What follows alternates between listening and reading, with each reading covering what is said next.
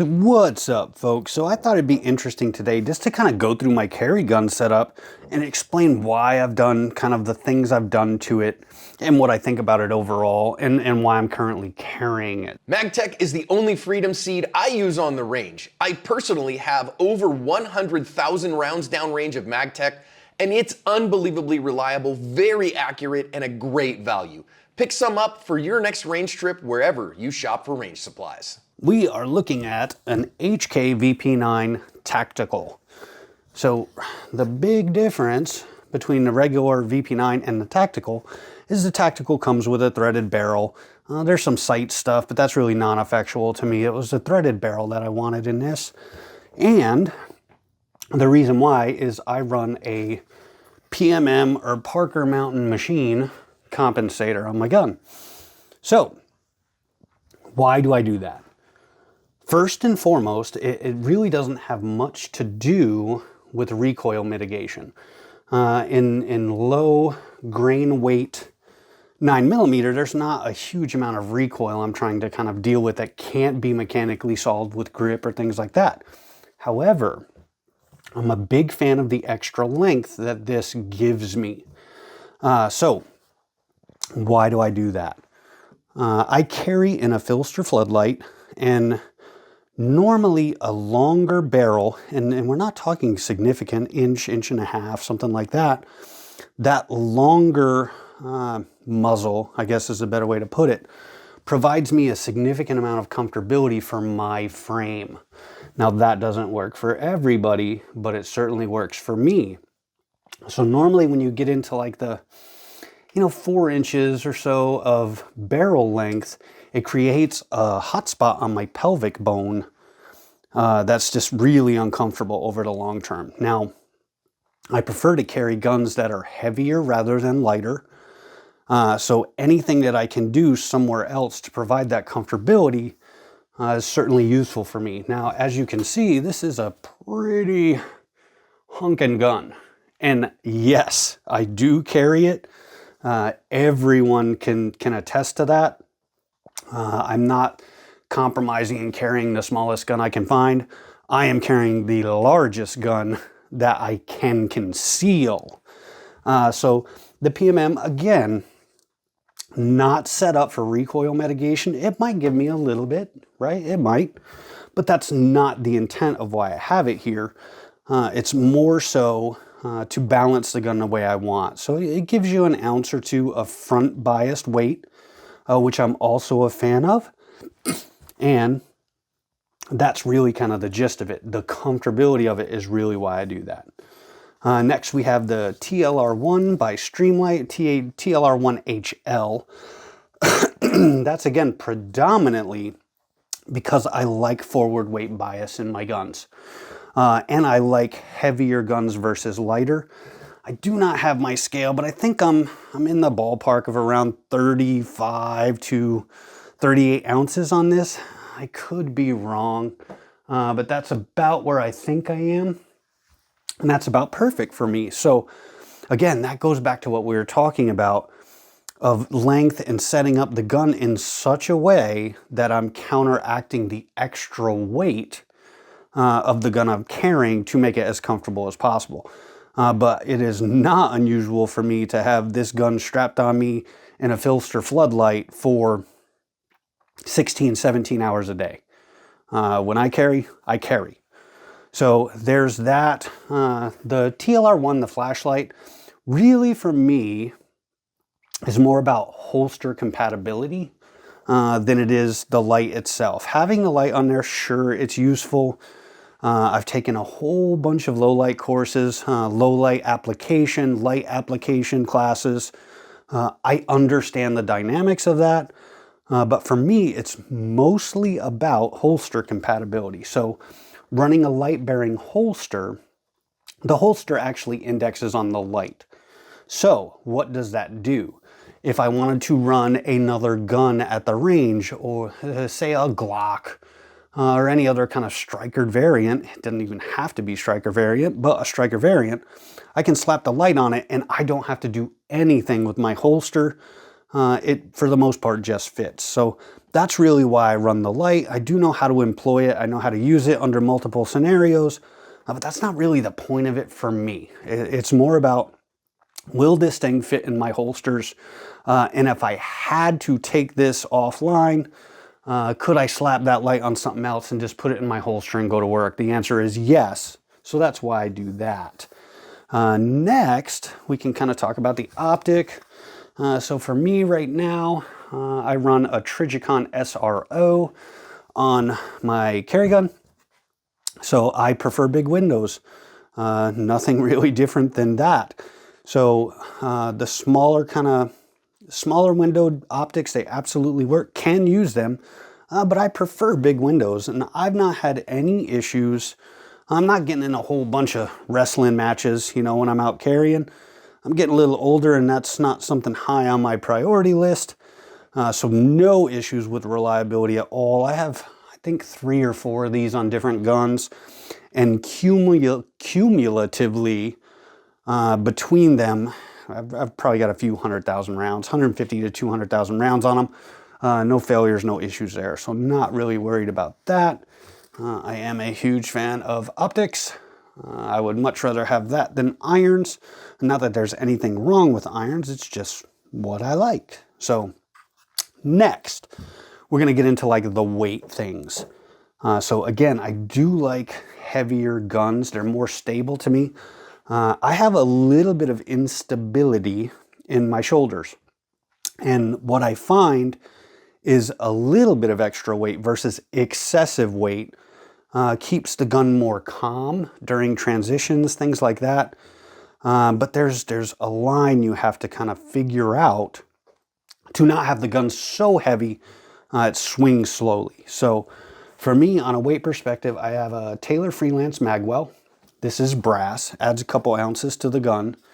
And as you can see, we do a little bit of work on reloads, so you can kind of understand. So this is an interesting one. So magwells normally do not help you in the printing department. And we all know there's not a huge reloading quotient within defensive carry. However, this little lip right here helps my hand index and be in the right place, so I enjoy that.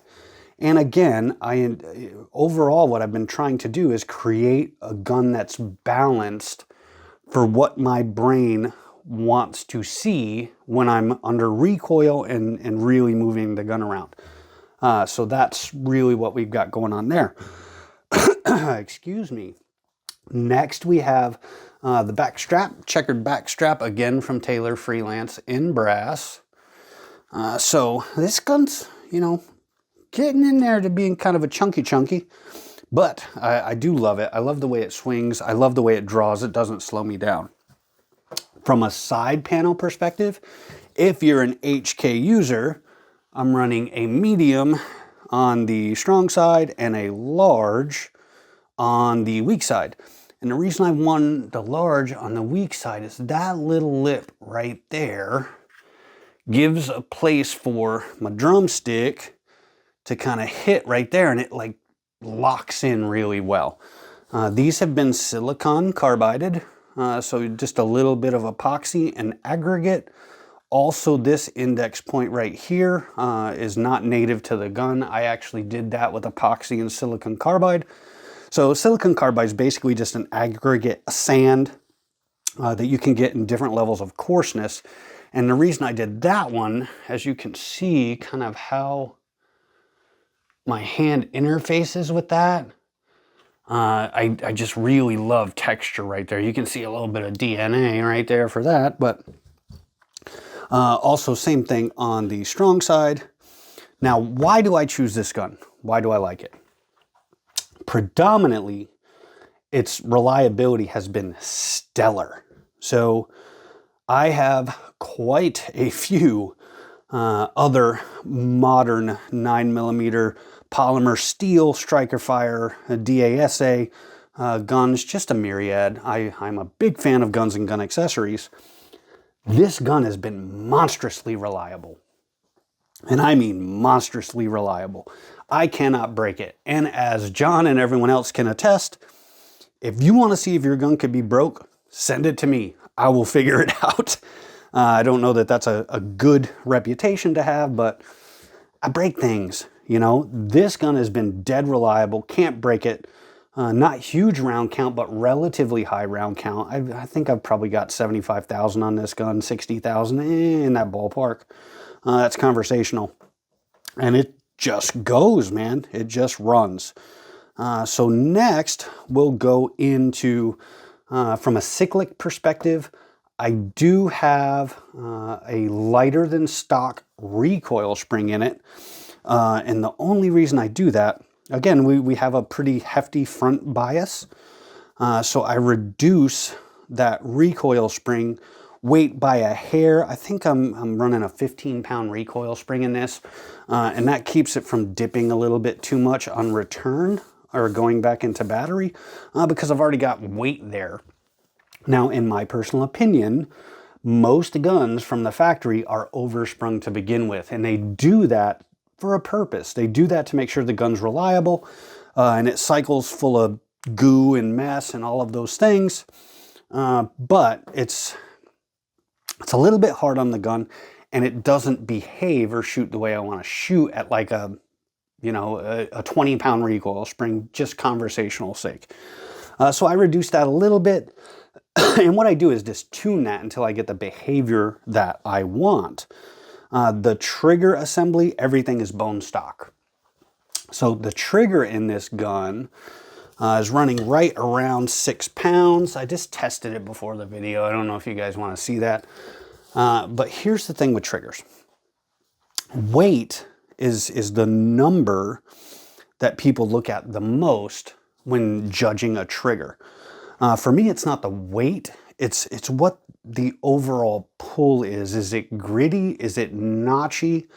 As you're going through the different functions of the trigger, and this one's quite smooth. So I've never done anything to it at 6 pounds because it just feels good and it pulls just smooth.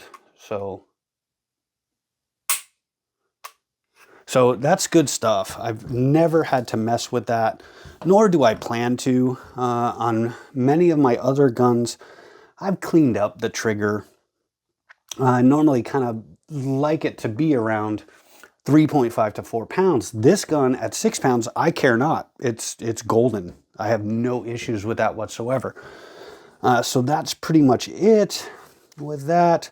The irons, which I don't necessarily use. This is a paddle gun, which I'm still getting used to, hence all the wear in my magwell. Just trying to get that kind of sorted out using a different method to reload. So that's kind of the gist of the gun. Now, why do I want to explain this to you guys? So doing personalization or some modifications, there's like two schools of thought. You know, one is go modify, do whatever you want. Two is make changes to make the gun work for you. I am in the secondary camp of that. But here's the issue. I never make a modification unless I know exactly what I'm looking for. So, you know, if I want a forward bias, or I don't have grip where I want it, or I'm adjusting length or weight, things like that, I always know where I want to go before I do it. I'm not just buying parts and throwing them on guns to have like a fashion show. So that's something I think if you put very sincere thought into what it is you want out of your personal protection device, it's fine to do what you need to do if it doesn't compromise reliability and it actually gets you where you need to go. So how I get there is just a ton of use. I mean, you could see, interestingly enough, so this right here on the rear of the gun, I don't claw grip. I actually am thumb behind, and that's actually me wearing out, you know, the back of this gun coming out of the holster. So those are the things. If you're going to make changes, just absolutely understand what it is and why you're doing something. and make sure it actually yields, or you're just throwing money at a gun. So that's it, guys. That is my carry gun. She's a beauty. I like her very much.